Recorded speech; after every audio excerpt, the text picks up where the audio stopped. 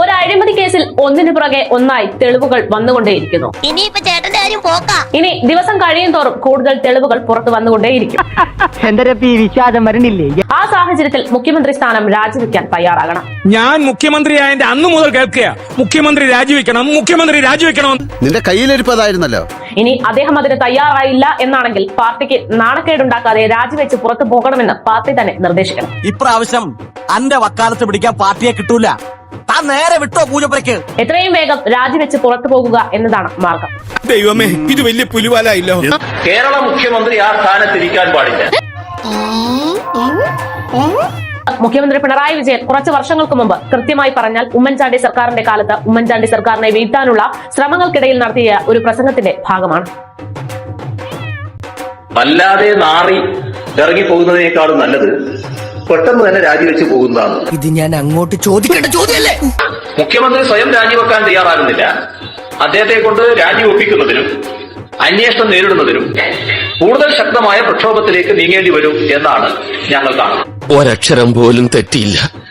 ഇനിയും നാറാൻ നിൽക്കണോ? മറ്റിടത്ത് ആര് മുളച്ചാൽ അതും തണലാണെന്ന് വിചാരിക്കുന്ന ചിലർക്ക് അതിന് ഇതൊന്നും എനിക്ക് കാര്യമല്ല.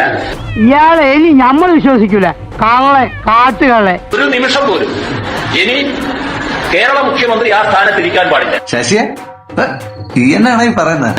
ഒരു നിമിഷം വൈകാതെ രാജിവെക്കാൻ തയ്യാറാകും. അങ്ങനെയാണെങ്കിൽ പറഞ്ഞ വാക്കിന് വില കൽപ്പിക്കുന്നവനാണ് പിണറായി സഖാവെങ്കിൽ മുഖ്യമന്ത്രി പിണറായി വിജയന്റെ രാജി ഈ അടുത്തുണ്ടാകുമെന്നാണ് കരുതേണ്ടത്. നീ അറിഞ്ഞ ഞാൻ പിന്നെ പെട്ടു.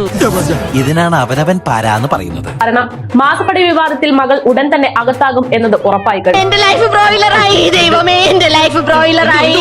കേസന്വേഷണം അതിന്റെ അവസാന ഘട്ടത്തിലേക്ക് എത്തി നിൽക്കുകയാണ്. ഇത് മകളുടെ ബുദ്ധിയാണോ അതോ അച്ഛന്റെ ബുദ്ധിയിൽ മകൾ കരുവായതാണോ എന്നത് മാത്രമാണ് ഇനി അറിയാനുള്ളത്. ഇനി നമ്മൾ എന്ത് ചെയ്യും?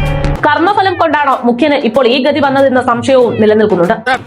ഇത് വടി കൊടുത്ത് അടി വാങ്ങുന്ന പരിപാടിയാണല്ലോ ബാബു. എന്തായാലും കേസ് അന്വേഷണത്തിൽ അന്വേഷണ സംഘം മുഖ്യന്റെ പടിവാതിലിൽ എത്താൻ ഇനി അധിക നാൾ വേണ്ടിവരില്ല എന്നതാണ് മനസ്സിലാകുന്നത്.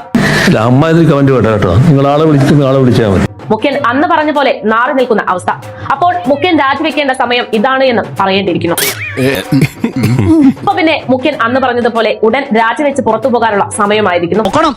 ഞാൻ പോവൂല. ഒന്ന് സബ്സ്ക്രൈബ് ചെയ്തിട്ട് പോടാ.